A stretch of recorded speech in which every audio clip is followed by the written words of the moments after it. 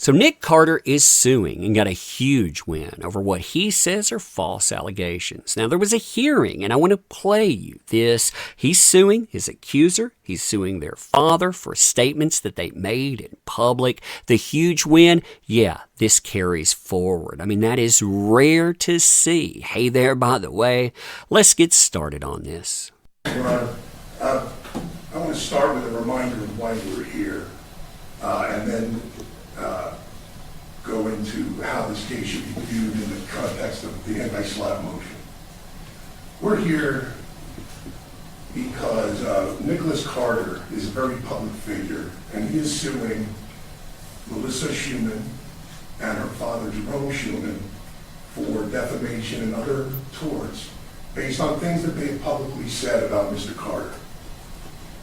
When a public figure sues someone based on things that they said about that public figure, the First Amendment makes it a very uphill battle. The constitutional standard of actual malice is well known and understood by lawyers and judges, having been the subject of many U.S. Supreme Court cases over the last 60 years.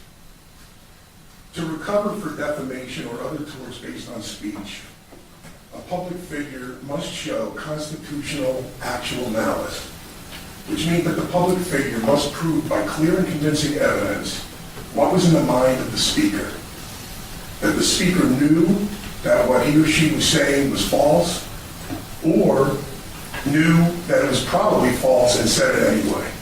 That's the standard that's been handed down in many, many cases. Clear and convincing evidence in this context means evidence.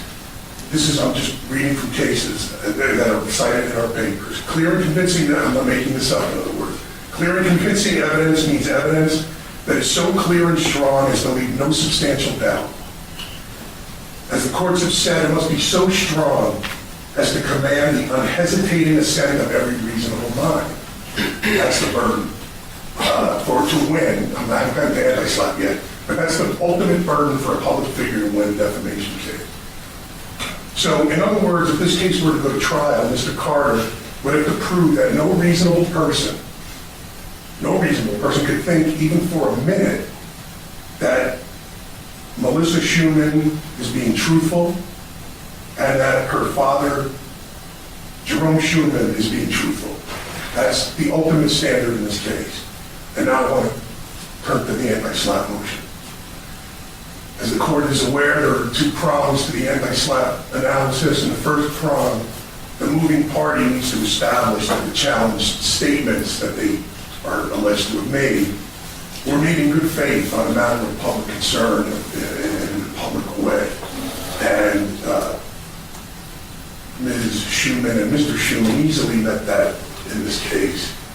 I'm not even sure that there's really been a counter argument against it. Other than law of the case, which in the papers they argue, but clearly has no application whatsoever for the reasons set in our papers. But the Schumanns have easily met the first prong.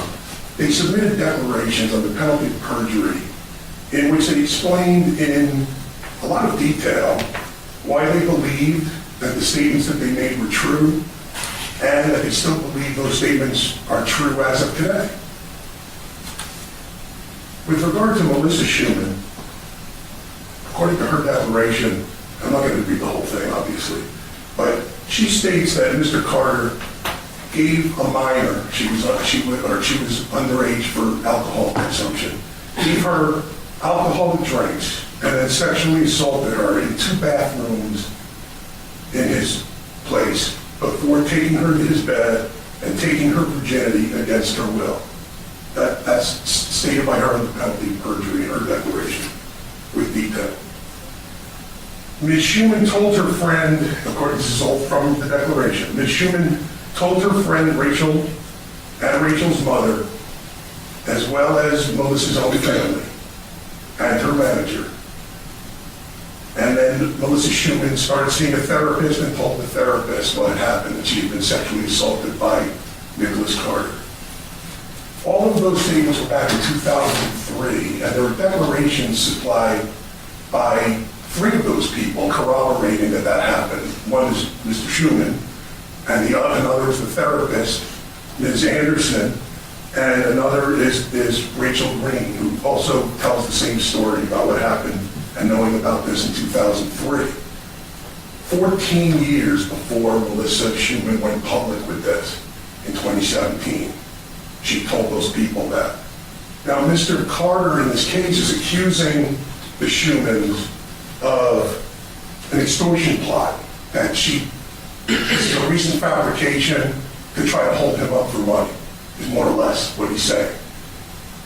In 2017, Ms. Schumann went public and gave the details of this assault in a very public way on the internet.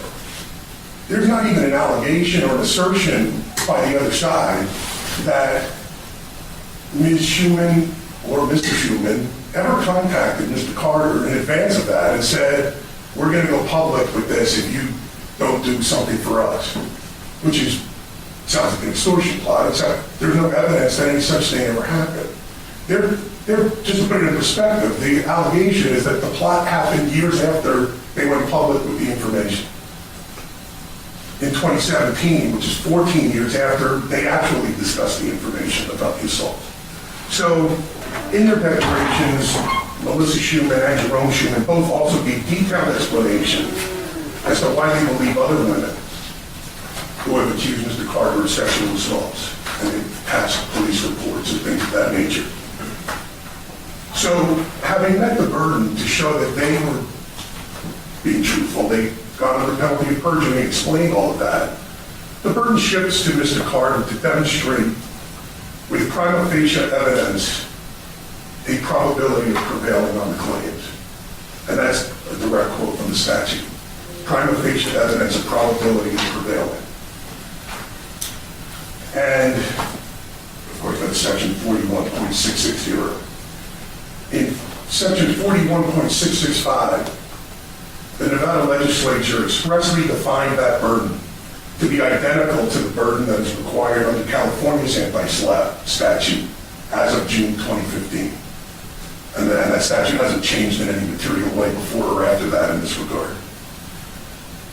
So a lot of the cases that we are talking about are California cases in our papers, but the Nevada legislature says that's what you're supposed to look at for this burden, or at least it's the same burden.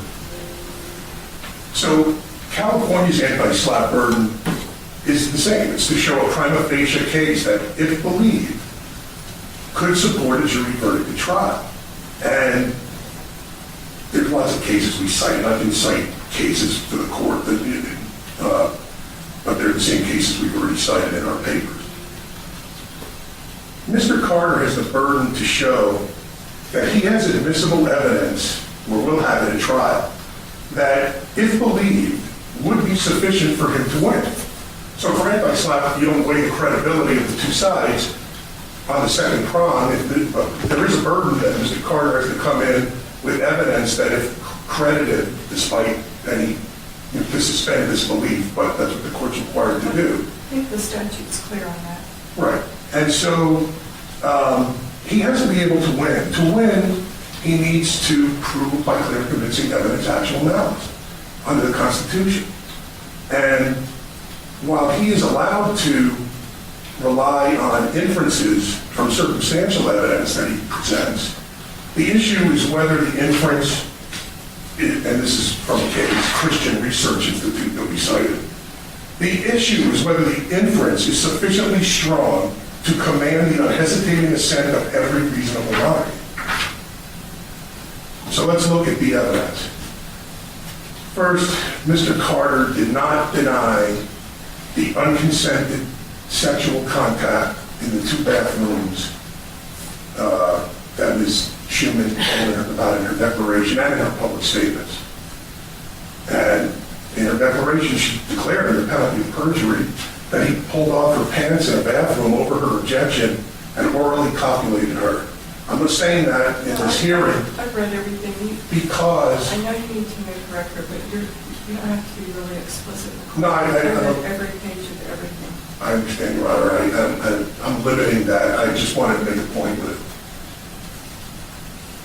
that Mr. Carter did not deny that in his counter declaration, and did not deny what happened in the second bathroom with another assault. Mr. Carter's declaration describes in his words that he thought he had consent to intercourse in the bed.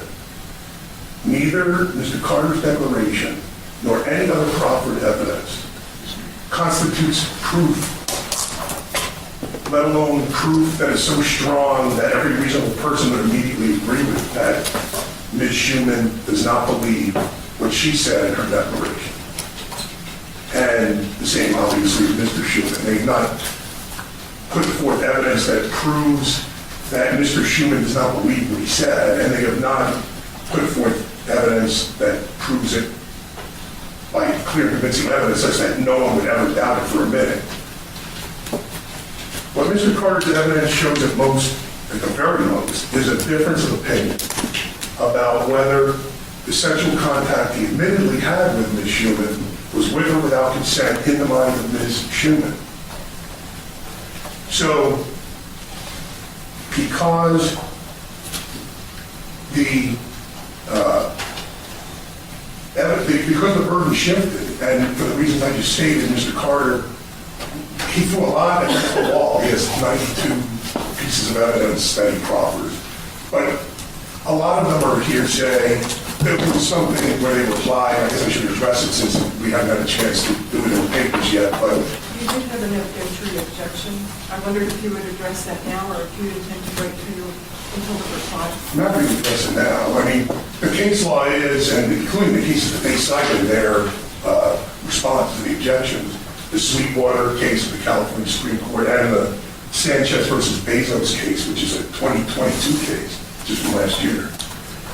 Those cases make it very clear that in an anti-SLAPP contest on the second prong, that the, declarations are admissible because that's how we deal with motions and declarations and affidavits, and former testimony under penalty of perjury was what the Sweetwater case dealt with. But that's not the issue with our objections. Our objections aren't to that they file declarations. Of course, we file declarations too. Our objection is that some of their declarations, Mr. Coyle, for instance, are replete with hearsay, where they are basically relating things that Aaron Carter supposedly told Mr. Coyle. And Mr. Aaron Carter was not under oath. It's obvious hearsay. And so in the Sanchez versus Bezos case from last year, the court following the Sweetwater case flat out said hearsay is barred from consideration on prong 2. I know part of what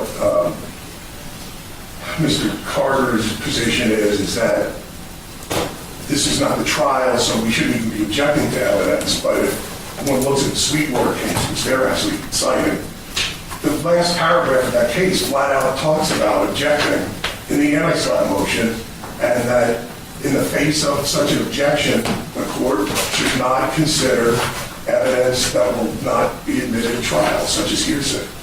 And so I just wanted to respond to what they said.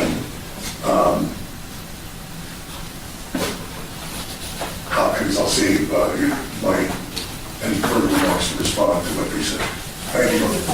Opposition, please. Thank you, Your Honor. Your Honor, in bringing this anti-SLAPP request to Schumann's today, hope this court will dismiss Mr. Carter's counterclaims simply because he's a celebrity. They want this court to strip him of any due process, of any right to defend himself against these heinous and false accusations of sexual assault. But fortunately, as Your Honor is well aware, Nevada's anti-SLAPP legislation only serves to dismiss those lawsuits where it is so obvious on its face that they lack merit early on and are brought for an ulterior purpose.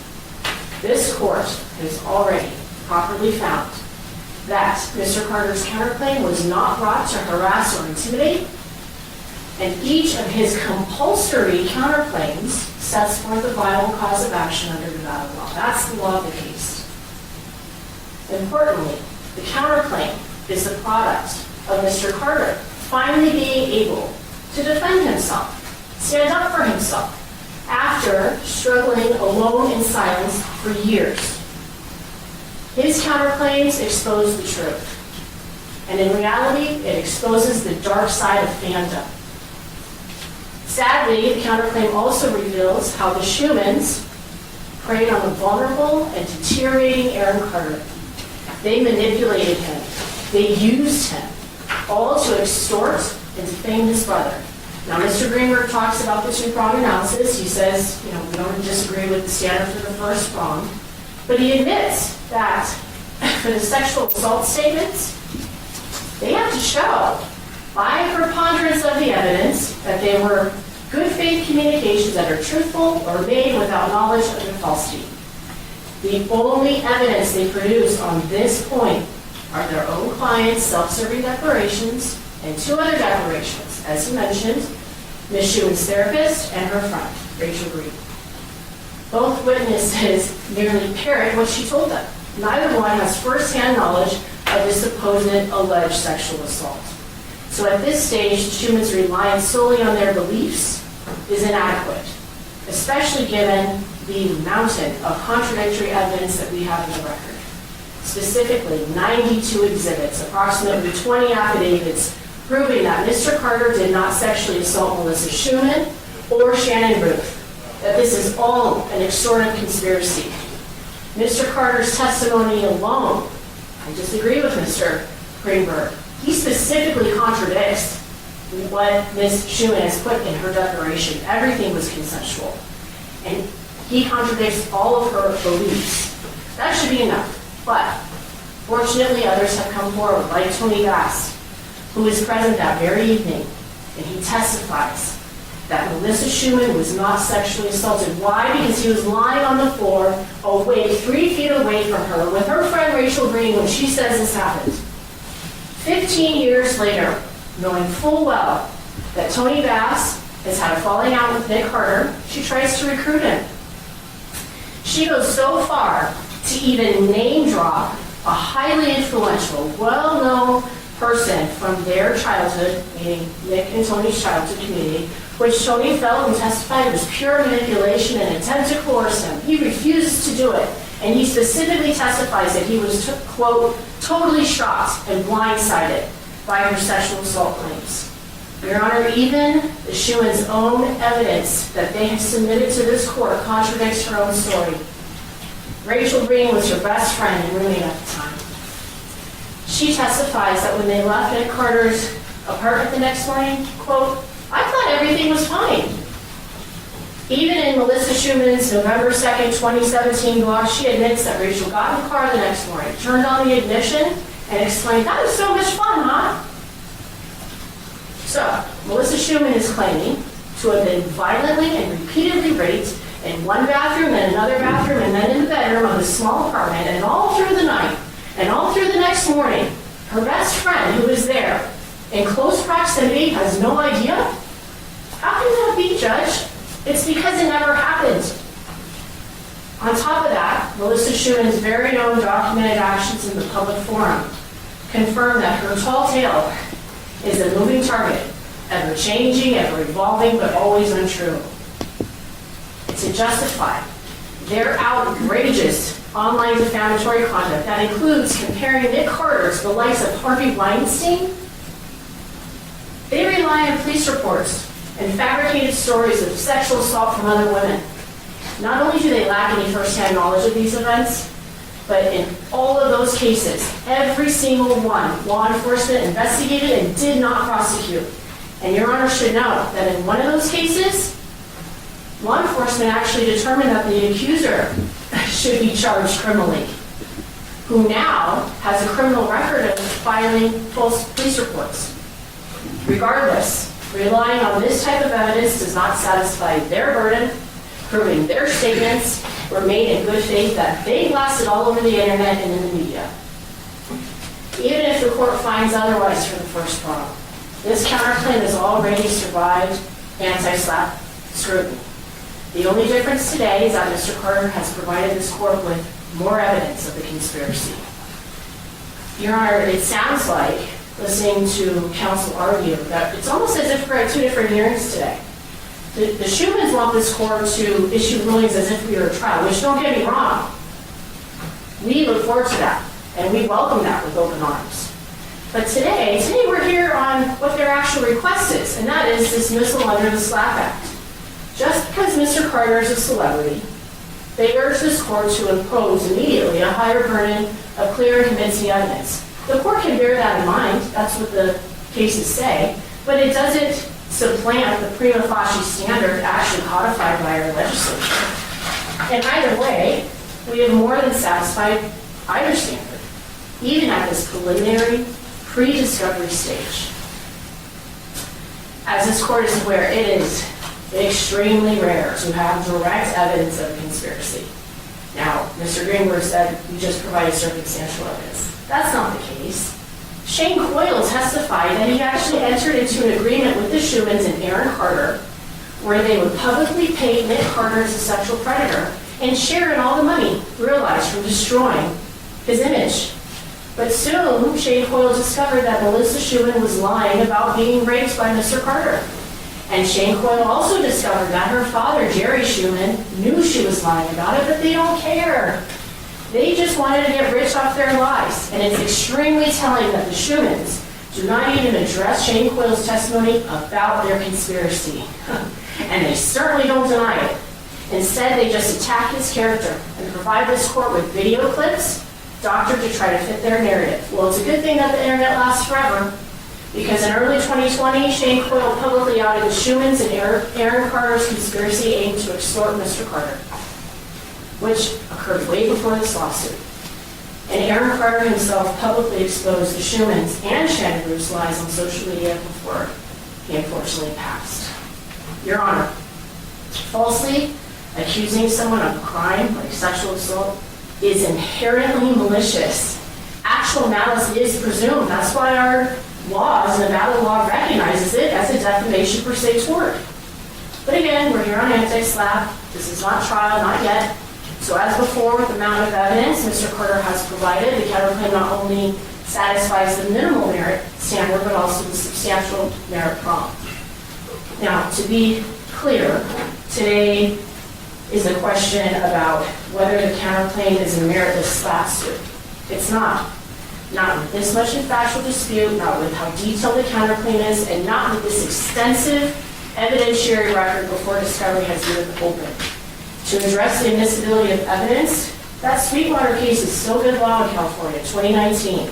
And our statute itself, that's what Mr. Greenberg wants, our statute itself requires this court to consider evidence, written or oral, by witnesses or affidavits that may be material. That's what anti-SLAPP is. So, Your Honor, this is so far off of what our anti-SLAPP laws were intended and designed to prevent early on in the case. Otherwise, that would mean any celebrity wrongfully and publicly accused of sexual assault would be deprived of any right to assert a counterclaim in their defense. And that's simply not the law. So we ask that you deny the instant motion, and given your clear and comprehensive rulings about, meeting the second prong as in the prior proceeding, we believe that the Schumans' instant motion was done not only vexatiously, but it's frivolous. And so we also ask that you reward Mr. Carter attorney's fees and costs. Thank you.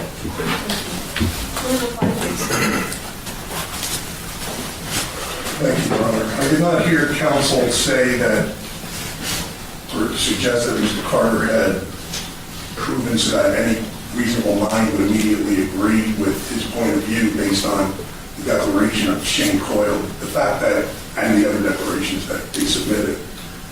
That's the burden. And so we can talk about the purpose of anti-SLAPP all day long, but there's many, many cases, and there's a First Amendment that applies to public figures and celebrities, and we're not making new law here on that. There's the cases, include the, just most notably for Nevada, we cited the Pegasus case, Pegasus versus Reno newspapers, California, Reed versus Gallagher, Hahn versus Tran, Christian Research Institute, Annette F.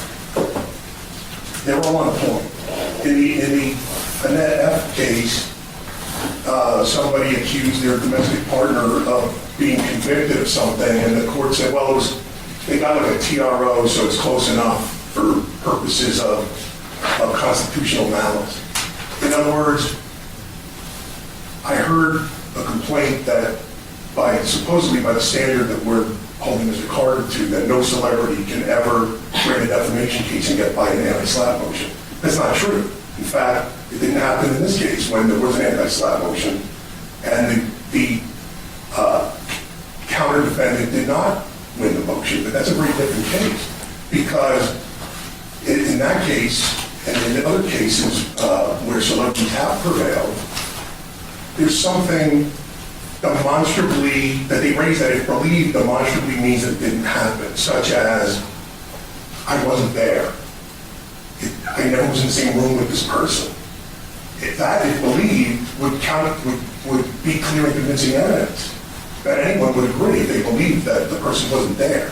But when there's a difference of opinion about what's in, we're looking at what's in somebody's head, the actual malice standard has nothing to do with ill will malice. This is a constitutional First Amendment standard that applies in all 50 states. And the standard is whether the speaker, the alleged defamer, knew that something was false or knew it was probably false and said it anyway. And when somebody accuses somebody of something and they weren't in the same place, that's easy, and the anti-SLAPP motion gets denied. But when they were in the same place, and it comes down to, is the alleged defamer telling the truth from their perspective, where they think it's true, they can have a difference of opinion, that's not good enough. If you look at these cases that I just cited and all the other ones on this point, it has to be clear and convincing. It cannot be based on speculation and it cannot be based on hearsay. And so when someone like Mr. Coyle, if you read carefully his declaration and his supplemental declaration, he casts a lot of aspersions. He's on their side, obviously, but he never says anything that, if believed, would be clear and convincing evidence of anything. It's all conclusions. And hearsay from Aaron Carter, who himself was allegedly drawing conclusions. Like, I believe this, I no longer believe that. That's not evidence. That's not testimony. It's not admissible. And it's not clear and convincing evidence. And so they have not met, we have met our burden. They have not met their burden. The anti-SLAPP motion should be granted. Thank you. Thank you, Bob. Debtors submitted, this is the ruling of the court. The moving party here did meet your burden to shift the burden of proof to the defendant counterclaimant. So, but in the opposition, you met the statutory standard to survive this motion.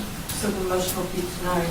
The appendix, I realize the appendix is not perfect, but there were 92 examples of things. And I think the evidentiary objections were not all well taken in this case. And the other thing, as I've mentioned in previous cases, it's a compulsory counterclaim. If it hadn't been asserted, the right would have been lost to pursue those causes of action. And it troubles me that anyone might have the ability to give themselves a defense. So the motion fails. I don't find that the motion was vexatious or that it was frivolous, so I won't award the attorney's fees. If this case goes to trial and proceeds, there will be a time and a place for that to be determined. It is too early at this point. Any questions, any comments? Understood, Your Honor. We'll prepare the order and I'll run it by Mr. Greenberg for review. A simple form of order. Thank you. And you and your team will have the ability to review and approve the form of the simple order. Yes, we'll review it. Your Honor, if there was just a point of clarification, just since we're on the record, I think, Your Honor, referred to this as a compulsory counterclaim. It may be against Ms. Ruth, but I don't know that it is against my clients. We're not parties to this case. So I just wanted to say that. Oh, so noted for the record.